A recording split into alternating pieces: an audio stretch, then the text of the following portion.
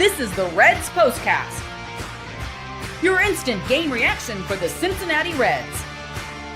Part of the Locked On Podcast Network, your team every day.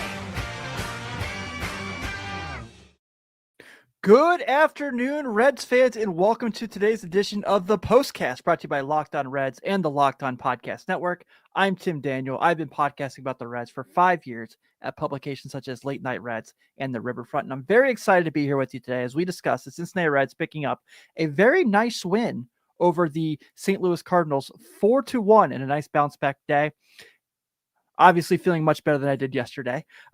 Today's episode is brought to you by our friends over at FanDuel. Right now, new customers can get $200 in bonus bets when your first $5 bet wins. If you are just checking my show out for the first time, thank you so much for spending some time with me. Be sure to hit that notification button so you can not only get myself after each and every Reds game, but you can get Jeff and Steve Monday through Friday on Locked On Reds. On today's show, Andrew Abbott. Hey now, you're an all-star. Get your game on. Go play. It's happening. There's no way around it at this point. Andrew Abbott's an all-star. What a performance today. We're going to talk about it. Matt McLain keeps hitting. Solo shot in the first inning. We're going to talk about that and what he's bringing to the team as well. And of course, Elly De La Cruz, opposite field double. Not a whole lot of things to talk about there, but I do think it's important because after a bad day Friday, Elly put himself together a nice little series, big picture. All of that and a whole lot more. So guys, let's get right to it. This is what you'll be talking about. So before I get into the content of today's game, I just want to first apologize because yesterday was not who I am. Yesterday, while I don't disagree with the comments I made and the statements I made about the game, I am not Stephen A. Smith. I am not Skip Bayless. I am not Shannon Sharp. I am not PK Subban. I am not any of these people who go on here and just shout to get their points across. That's not how I like to do business. You guys know that for a fact. I will get better at hiding my fandom and being more professional when I do these shows. And that was on me yesterday. It won't happen again. I know some people agreed with it. Some people didn't. But I'm going to do my best to make sure I play the line the correct way again from now on. So my apologies on that. Let's get to Andrew Abbott today because, woo boy, was he awesome or what? 7 innings, 1 earned run, just 3 strikeouts, did have a walk, retired the last 18 batters he faced, and they couldn't get anything they wanted off of him. Now, I got a little nervous there in the second inning when they tied the game up, thought, oh no, this could be really bad. And Andrew Abbott said, don't worry, friends, I got this. And he mowed them down.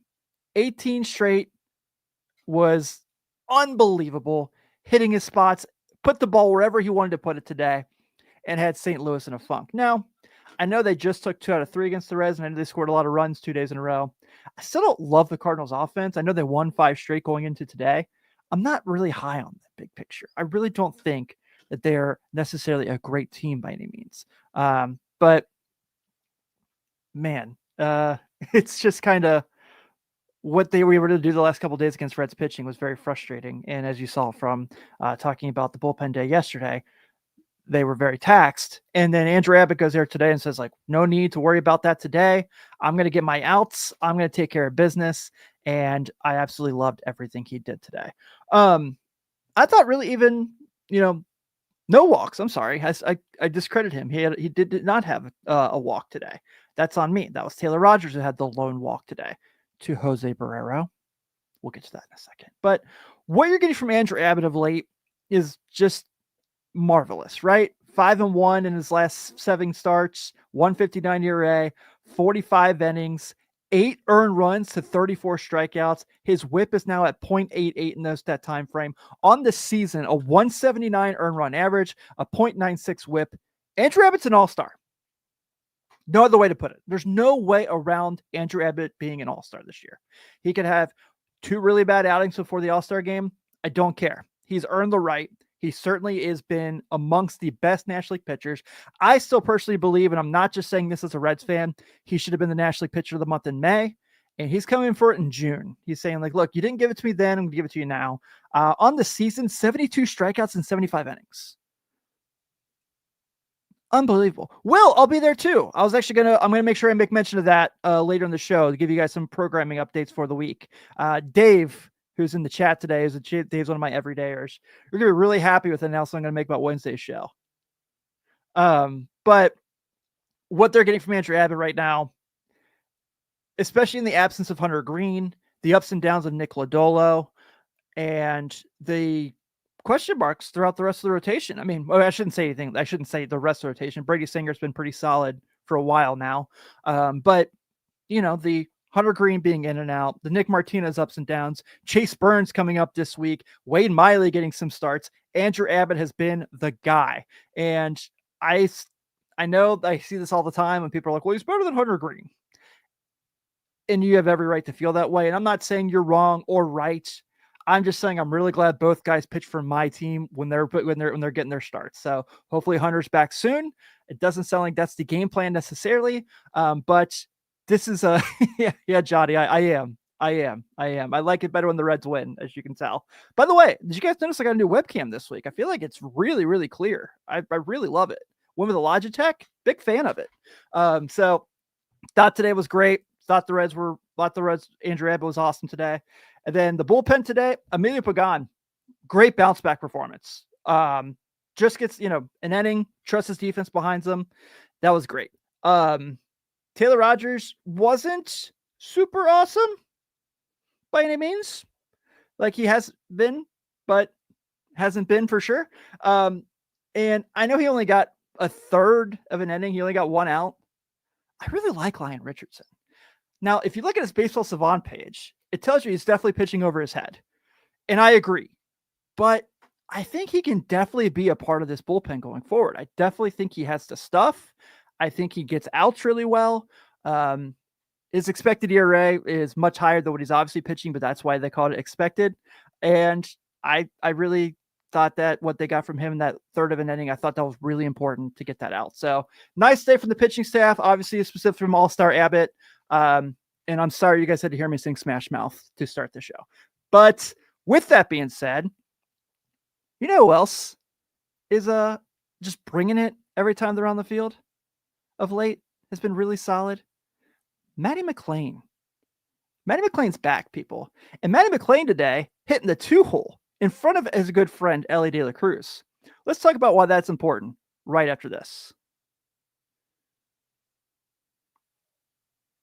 Boy, it's wonderful pistachios time. It's the snack that's both delicious and nutritious. And I think I've had multiple of my everydayers that have told me, Tim, you convinced me to get some wonderful pistachios. And I'm very grateful. My wife is turned on to wonderful pistachios. She can't get enough of them either. One of the best, highest protein nuts, each 1 ounce serving has 6 grams of protein, giving you over 10% of your daily value.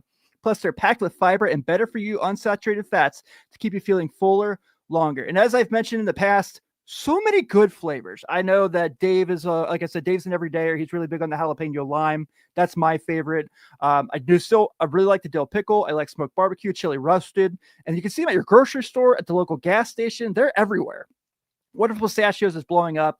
And if you got to get in on this because there's nothing better. I love that they have the shellless option, though. They do have the shelled option for you if you prefer to go ahead and crack that open. I just, it's like crab legs. I'm not really into breaking my crab legs. So wonderful Pistachios. Absolutely my favorite snack. Has replaced potato chips in my house, has replaced pork rinds in my house, has replaced pretzels in my house. It's the way to go. Get snacking and get cracking with the snack that packs a protein punch. Visit wonderfulpistachios.com to learn more. You guys have heard me talk about it for days. Tonight's the night. Game 7 of the NBA Finals. And for me, the hoops fanatic, I am heartbroken because that means it's the last night of basketball until October. But FanDuel is going to ease my pain tonight. Did you know? You're already following the action. Why not make it a little more thrilling? With FanDuel, you can get on the game while your friends are sunburned at the beach. I've been using FanDuel to track my favorite matchups, and the app keeps it fresh with daily news and promotions. And tonight, all out, Game 7, I got 2 bets for you. Not 1, but 2 for you brand new customers. Shai Gilgeous-Alexander tonight over 39.5 points plus assists at -104 for the Thunder. And on the Pacers side, I've loved what they've gotten from Pascal Siakam. I'm going over 27.5 points plus rebounds at minus 115. And for you new customers to FanDuel, if you log in and make your account and you put $5 on one of those bets and they hit, you get up to $150 in bonus bets if your first bet wins. Open the FanDuel app today or go to FanDuel.com/lockedon to learn more. Want to shout out all of my everydayers today as you spend some time with me on the postcast. It's so nice to see you all here. Whether they have good days like today or bad days like yesterday, I am very grateful to have you as well. But if you're just checking me out for the first time and I'm really grateful for that, please be sure to check out Jeff and Steve Monday through Friday on Locked On Reds as well. Guys, let's talk about the turning point in today's game. Time to reveal where the game was won or lost. It's the turning point. Fifth inning today, when the Cincinnati Reds put on those two big runs, was absolutely the turning point in today's game. So we have obviously there, we get Jake Fraley has a huge double to bring in Jose Trevino, which is followed up. Actually, I'm sorry, I got that backwards. What is going on with my thing? But you get the gist. The fifth inning was where it was at. So Fraley knocks in Trevino, and then TJ Friedl has the sac fly that brings in Jake Fraley from third. Absolutely big time for the Redlegs in this game as well. Who is it? Booster Basketball Club Cards. It is not. It is not. And don't bring that to my show either, my friend. We don't talk about that here. Jeremy says Abbott might be the most efficient pitcher in baseball. I think you're right. And Jeremy also says Joe will go when Marte is ready. Sounds like Jamer might be back tomorrow. I don't know how I feel about that, to be honest. But I don't know. I always hope for the best, prepare for the worst. That's kind of my motto when it comes to this team. Matt McLain today. Solo shot to get the Reds going in the first inning. Second batter of the game. 1-0. Boom. 10-game hitting streak now for McLain going. 981 OPS in his last 15 games. Guys, I just got to say it. Keep him in the 2 spot. Right now, that's what they need. I don't know if I know he's not going to keep hitting the way he's hitting. I understand that. And I know he's hit really well since being moved to the bottom of the order. But if you go Friedl, McLain, De La Cruz, I feel like that's your best chance at outs. And look, today, they got 6 hits as a team. 3 of those were from the top of the order. Each of those guys, Friedl, McLain, and Elly got a hit. We're going to talk about Elly's hit here in a moment. But what they're getting from him right now, you just need that. It's at the top of the order. It seems like he's back. He's brought his batting average up so much. And I get it. Baseball card numbers don't look very great. Back up, MLB The Show, probably not giving him a ratings boost in the next couple weeks, though they should. But what they're getting from him right now is great. I mean, he's at 9 homers now. He's got 11 stolen bases at 652 OPS is much higher than it has been for a really long time. He's had a great June.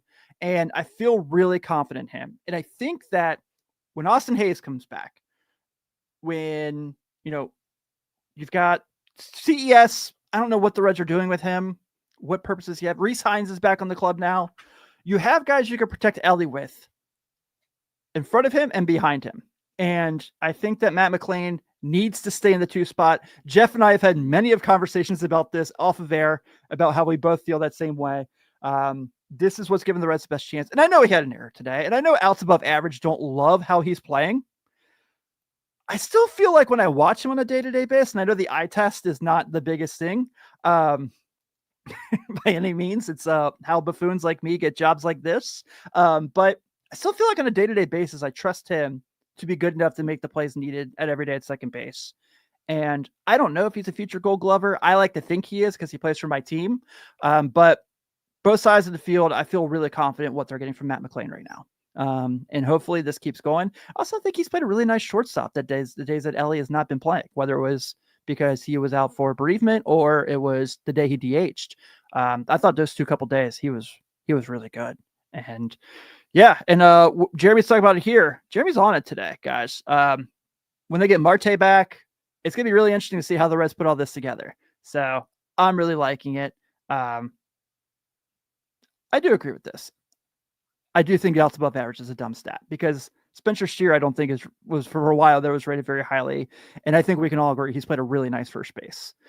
So other guys today, I mentioned TJ Friedl getting a nice hit. Spencer Steer gets another hit today as well. He's got had 5 hits in the series. That's nice to see. Tyler Stevenson's a little struggling a bit of late. I'm not worried about him. Jose Trevino hit another double, and that was like an awesome at bat. The way he just went down and got that ball and muscled it into shallow left field, and I don't know if I've been more excited about a player this year than what they've gotten from Jose Trevino. He's just been a blast, and I think Tyler Stevenson's going to find his way pretty soon as well. Everything's going to be good there. Let's get to our locked on player of the game. I think you guys probably already know who it is. This is the Locked On Player of the Game. It's Andrew Abbott. It's absolutely Andrew Abbott, because Andrew Abbott was tremendous today. We call him now in this neck of the woods All-Star Abbott. I would just always imagine, I haven't seen what he drives, but I always imagine Andrew Abbott just pulls up like in a Camaro with the like top down, listening to slow ride. But like, I just feel like he's that kind of dude, right? That's just who he is. Kyle Wavers in the chat, one of my favorites. He says, add Taylor Ward or Suarez and let's go. Give me Gino tomorrow. I'll pick him up from Lunkin. I'll bring him to the clubhouse. I'm in. Give me Gino Suarez. I want him back. I miss him so much. And he's been smashing balls of late. He's been hitting homers. So bring him back to Cincy. I absolutely want it. Elly De La Cruz today.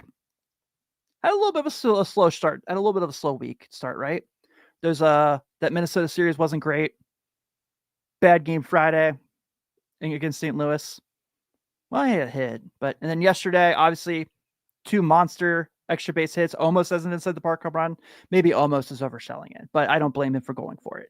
And then today, opposite field double, doesn't try to hit it out of the park, sees how the defense is playing him, and just takes advantage of their positioning. That's what a superstar does.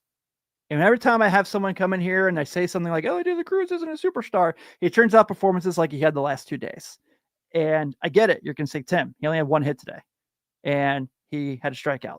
Elly's going to strike out. I can live with it. But what he was able to do with that at bat today, I think is kind of, you're seeing this evolution process in him. I mean, even, we talked about everything McLain's did, and that he's got an 836 OPS right now. He's pretty close to being 2020 so far on the year. We know obviously he's going to surpass that. And he's still slugging 571 in his last 7 games. So obviously, big picture, the Reds have played, won 10 of 15. I know they just had a 3-game losing streak. That's over with now with the win today. And even with how I was frustrated as heck yesterday, I still feel like this team has a chance to put something together. I don't know if I'm right. I hope I'm right, but we shall see. With that being said, we'll go ahead and put a bow on today. The Cincinnati Reds are victors, 4-1 today at Busch Stadium. 4 runs on 6 hits, 1 error. The Cardinals 1 run on 3 hits, no errors. Andrew Abbott is your winning pitcher. He's now 7-1 with a 1.79 ERA. Miles Michaelis takes his 5th loss of the year. He's now 4-5 with a 4.31. And Emilio Pagan picks up his 18th save on the season.